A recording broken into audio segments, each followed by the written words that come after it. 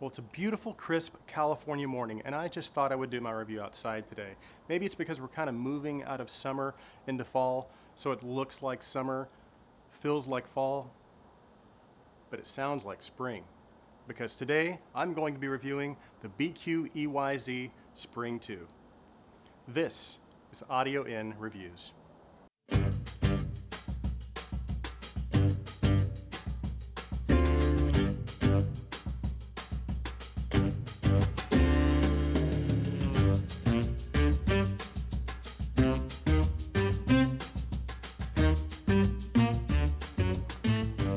Okay, let's talk about the specifications of the BQEYZ Spring 2.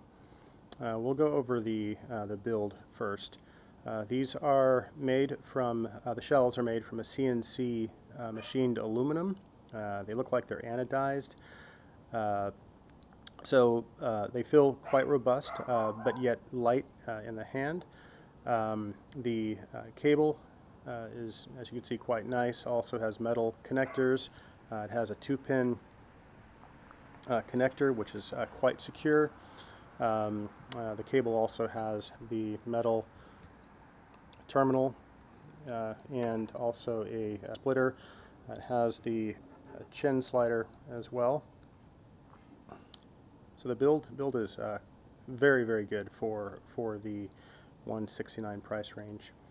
Okay, let's talk about the specifications.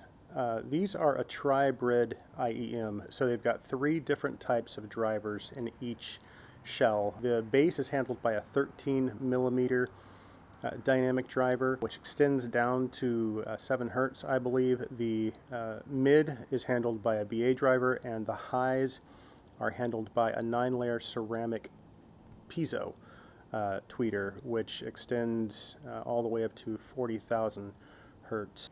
As far as design, I think the design is very nice. I like this green. I'm glad I got the green option. They had a black option that has a red accent around the outside, but when I saw this green, I just it was so unique. I had to get this one, and it looks really nice with this cable also. I like the accent line that goes around the outside. As you can see, it has the BQEYZ and Spring 2 actually printed on the shell. I like that the cables are clearly marked. That can tend to be a source of frustration for me, especially not being able to see. I don't even have my glasses on right now, and I can actually tell which one's right and which one's left, so that's nice. So the design is very nice. And as far as fit, comfort, and isolation, these are very comfortable for me. I can listen to these for long periods of time. I've had no issues with fit or comfort. The isolation is not as good as some of the other in-ear monitors. I would say it's still average, though. It's not bad.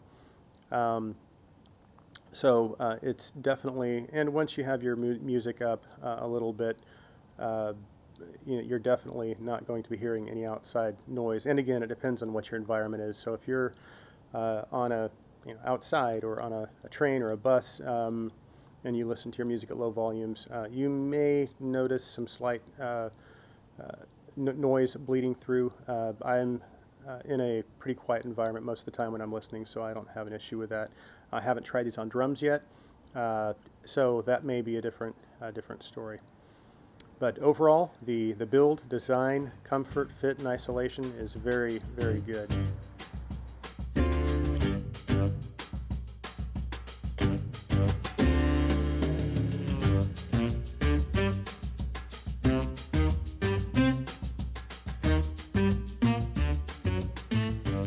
Okay, so let's talk about the good stuff now, the sound of the Spring 2. So one of the things that impressed me with the Spring 2 was the extension. Because of the types of drivers they used the 9-layer ceramic piezo tweeter driver for the treble and the dynamic driver for the bass. And because of that, they were able to achieve really good extension for the treble up to 40,000 hertz, the bass down to 7 hertz. So, but if you look at the graph, there's really not a ton going on in the treble region. There's a small 18,000 hertz peak, and then it kind of goes up. Then you have a peak at around 7,300, then it comes back down, then another peak at around 2,300, and then after the 2,300 hertz peak, then it's pretty flat the rest of the way, all the way down to the mids and through the bass and sub bass. The way that kind of came across to me as far as tuning is pretty neutral. There's a slight emphasis on bass, and the treble had good air. The mids seemed not too far away, not too close. All the instruments were good. So again, working my way as far as sound for the treble, one of the things I noticed was the detail, the clarity, and just the presence. So I was comparing different recordings, focusing primarily on live recordings, because the live recordings tend to have more of that. You have more of the room ambient sound kind of going on. And so I had listened to the Eagles, the live Hell Freezes Over, Hotel California.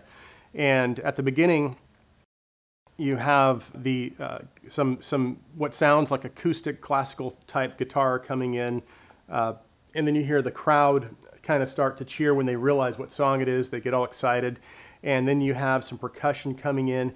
And when the percussion comes in, that's when I really noticed when he's hitting it sounds like a congas or something. When he hits the high part of the conga on the 2 and the 4, you can hear that kind of resonate throughout the room in the Spring tune. When I compared that to other inner monitors, it seems like this one just did that a little bit better. So you had that atmosphere. You could hear that sound traveling and bouncing off the walls.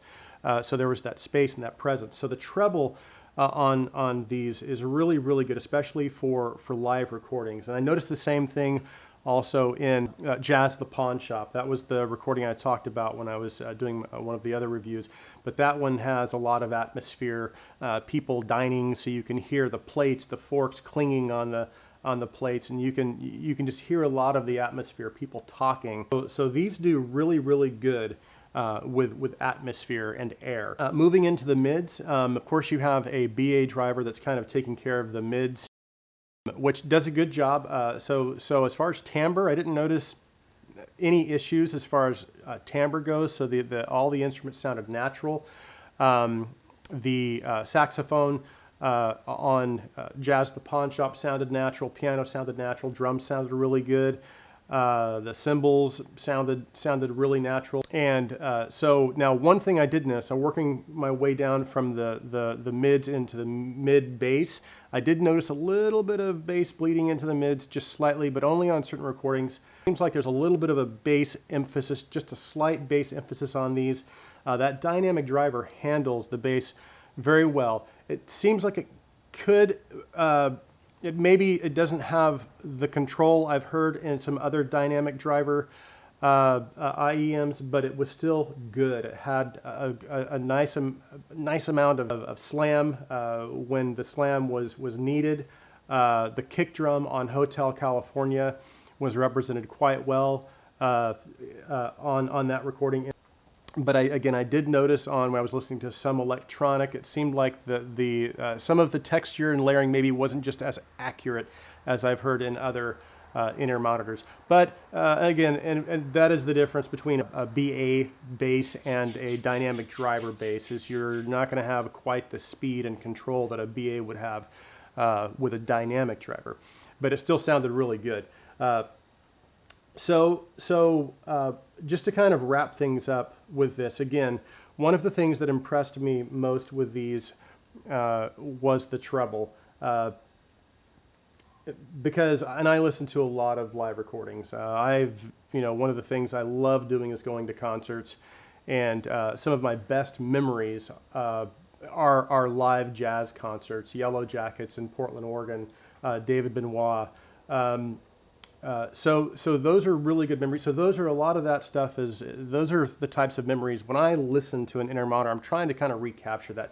When I'm listening to a live recording, I want to really imagine I want to try as hard as I can to try to feel like I'm there with the other people that are in that recording. So, and this kind of gave me that experience. What you get for this package right here, the case, the ear tip selection. That's one thing I wanted to talk about, the ear tip selection. So there is two different types of reference ear tips and atmosphere tips. I didn't notice a huge difference between the two. I did notice I had a better fit with the atmosphere, and generally just a better tuning for my personal preference with the atmosphere tips. So that was cool. They give you two different options. And again, so you've got the case. You have the two different types of tips to choose from. You have this great cable right here. Love the cable. And you have this incredible design, comfortable. The only thing I noticed with these, again, was the isolation is probably just not, it's still good, but not as good as some of the other IEMs I've tried. And again, that probably depending on what types of your listening environment is. I didn't have any issue with that because I'm in a quiet listening environment. But for most of you, I don't think that's going to be a big deal at all, not a deal breaker at all. So for $169, again, this is a great option. If you want to get into, if your budget is $200 and you're considering going maybe with a $50 or a $60 or $70 IM, I would spend the extra money and get these. So BQEYZ did a great job with the Spring 2. They give you pretty much everything that you could ask for that $169 price. So, all right, well that concludes my sound review of the BQEYZ Spring 2. Thank you so much for listening. Please subscribe to my channel, like the video, share the video. Thank you again. Have a great day.